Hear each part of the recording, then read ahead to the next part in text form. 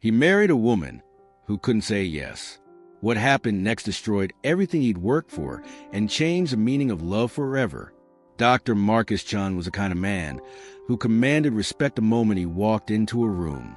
At 38, he was the youngest apartment head at St. Mary's Medical Center, with sharp features, designer glasses, and a reputation for being brilliant but emotionally distant. His colleagues whispered that he treated patients like puzzles to solve rather than people to heal. Marcus lived alone in a pristine downtown apartment, had never been married, and seemed perfectly content with his solitary, success-driven existence. In room 314 lay Isabella Martinez, a 29-year-old woman who had been in a coma for 8 months following a devastating car accident. She had long, dark hair that the nurses brushed daily, delicate features that remained peaceful despite her condition, and no family to speak of. Isabella had been an orphan, raised in foster care, with no emergency contacts listed in her file. The state was preparing to transfer her to a long-term care facility, but something about her case had captured Marcus's attention in a way that unsettled him. It started during a late-night review of patient files. Marcus found himself lingering over Isabella's chart, studying her brain scans, her medical history, the notes from her accident. According to witnesses, she had swerved to avoid hitting a child who had run into the street.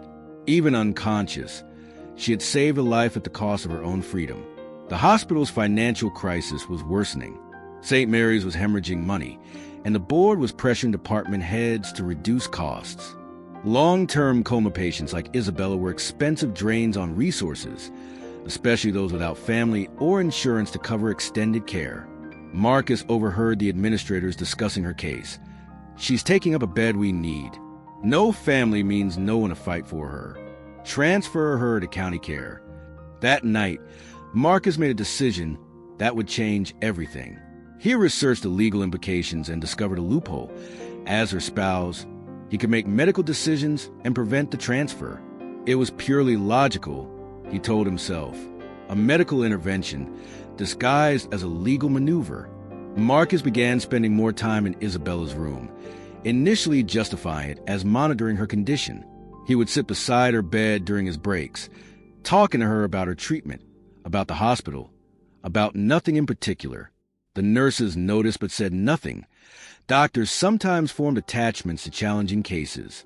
He learned everything about her from her medical files and the few personal belongings recovered from the accident. Isabella had been an elementary school teacher, loved painting, and had been saving money to travel to Italy, the country her grandmother had fled decades ago. Marcus found himself bringing her small gifts, art supplies that sat untouched on her bedside table, Italian language books he would read aloud to her still form. The marriage was conducted quietly in the hospital chapel with 2 nurses as witnesses. Isabella lay unconscious in her hospital bed, connected to machines that kept her breathing.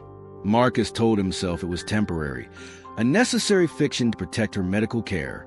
The chaplain was uncomfortable but ultimately agreed when Marcus explained the situation.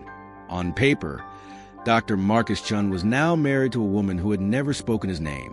What Marcus hadn't expected was how the arrangement would change him. As weeks turned to months, he found himself genuinely caring for Isabella in ways that terrified him. He would arrive early to help with her physical therapy, ensuring her muscles wouldn't atrophy. He researched experimental treatments for coma patients, spending his own money on specialists and alternative therapies.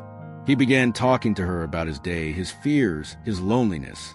"I've never been good with people," he admitted to her sleeping form one evening. "But with you, I don't have to pretend to be someone I'm not." He started bringing her flowers, not for medical reasons, but because he thought she might like them. The turning point came on a Tuesday morning in spring. Marcus was reviewing her latest brain scans when he noticed something, a subtle change in her neural activity. Her brain was showing signs of increased responsiveness. After 9 months in a coma, Isabella might be waking up, but there was more. A private investigator hired by the hospital's insurance company had been looking into the marriage. Marcus's medical intervention was about to be exposed as fraud. The confrontation came swift and brutal. Hospital administrator Dr. Patricia Holloway stormed into Marcus's office with legal documents and security footage of the wedding ceremony. "You married a coma patient for financial gain," she accused. "You've committed fraud, violated medical ethics, and manipulated a vulnerable patient." Marcus tried to explain, but his words sounded hollow even to himself. How could he describe the transformation he'd undergone? How could he make them understand that what had started as a calculated decision had become something real? The media descended on St. Mary's like vultures. Dr. Marries' unconscious patient became headline news, casting the hospital in a scandal that made national television. Protesters gathered outside, some calling Marcus a predator, others defending his actions as compassionate. The hospital's reputation was in ruins. Isabella's condition continued to improve, but slowly. She began showing signs of awareness.